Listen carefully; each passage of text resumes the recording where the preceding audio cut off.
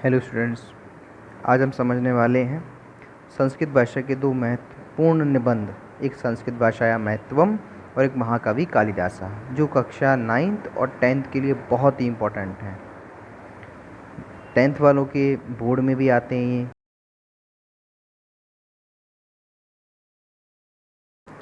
संस्कृत भाषाया महत्वम। संस्कृत भाषा विश्वस्य सर्वासु भाषासु प्राचीनतमा सर्वोत्तम साहित्य संयुक्ता चास्ति। संस्कृत भाषा जो है विश्व की सबसे प्राचीन भाषा है, जो जिसमें सभी साहित्य जो हैं इसके अंदर मिलते हैं। संस्कृता परिशुद्धा व्याकरण संबंधी दोषादि रहिता संस्कृत भाषेति निगदते। संस्कृत बिल्कुल ही एक कह सकते हैं कि बिल्कुल शुद्ध भाषा है, जिसमें व्याकरण से संबंधित कोई भी दोष नहीं पाया जाता, और इसमें संस्कृत भाषा के अंदर पूरी तरीके से सम्मिलित है। कोई भी तरीके की इसमें कोई भी जो एक गलती जो कहते हैं वो नहीं होती।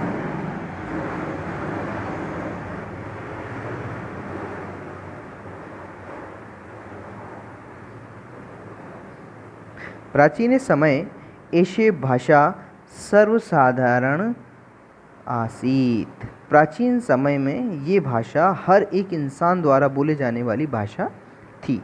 सर्वे जना संस्कृत भाषाम एव वदन्ति स्म। सभी लोग जो थे उस संस्कृत भाषा में ही बात किया करते थे, या आपस में जो उनकी व्यावहारिक जो भाषा थी वो संस्कृत थी।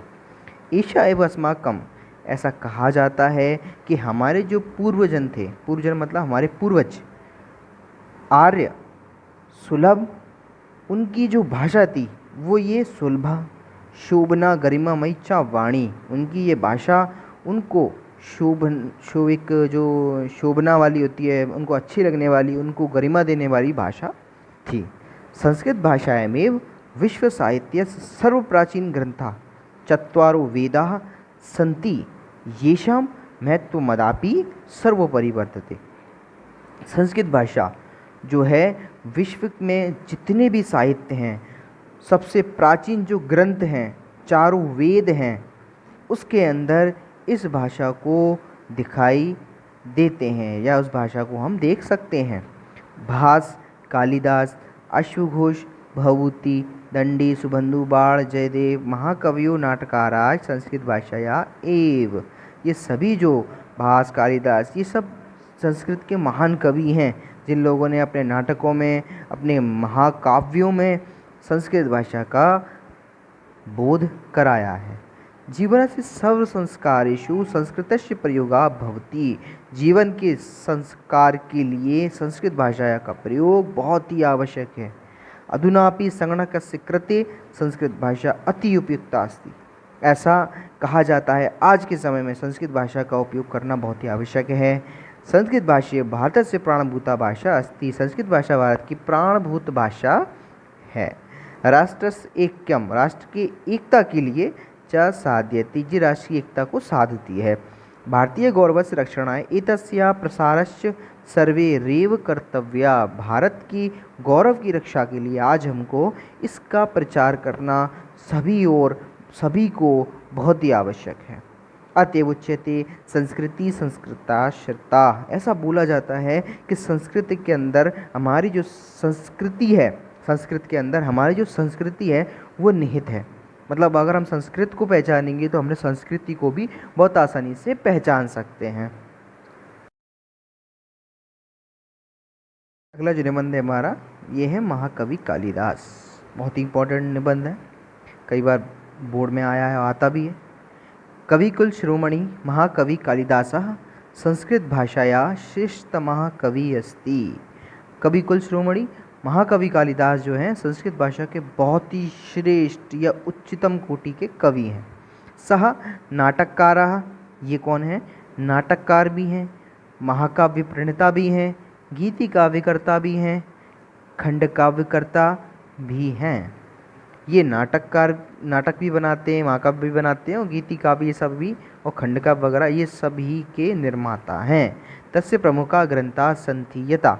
इनकी कुछ प्रमुख ग्रंथ हैं, जैसे कि त्रीणि नाटकानि, 3 नाटक कौन कौन से इनके? मालवी कागनी मित्रम, विक्रमो वर्षियम और अभिज्ञान शाकुंतलम, ये इनके प्रमुख नाटक हैं या इनके द्वारा लिखे गए प्रमुख नाटक हैं।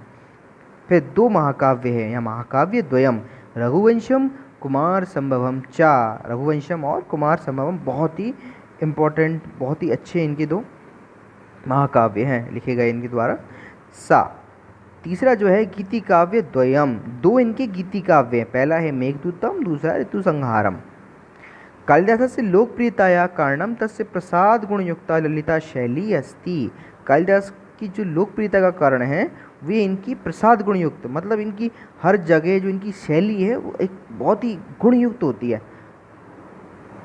कालिदासस्य प्रकृति चित्रणम अतीव रम्यम अस्ति, कालिदास का जो प्रकृति चित्रण है बहुत ही अच्छा है।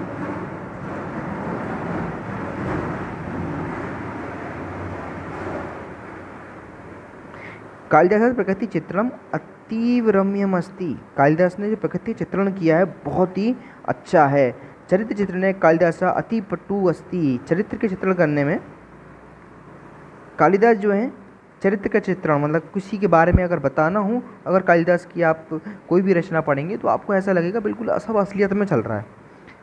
कालिदासः महाराज विक्रमादित्यस्य सभा कवि आसीत्, महाराज विक्रमादित्य के राज्य में कालिदास जो थे वो सभा कवि हुआ करते थे। अनुमीयते ऐसा अनुमान लगाया जाता है यत्यस्य जन्मभूमि उज्जैनी आसीत्, कि ये इनकी जो पैदाइश थी वो कहाँ की है?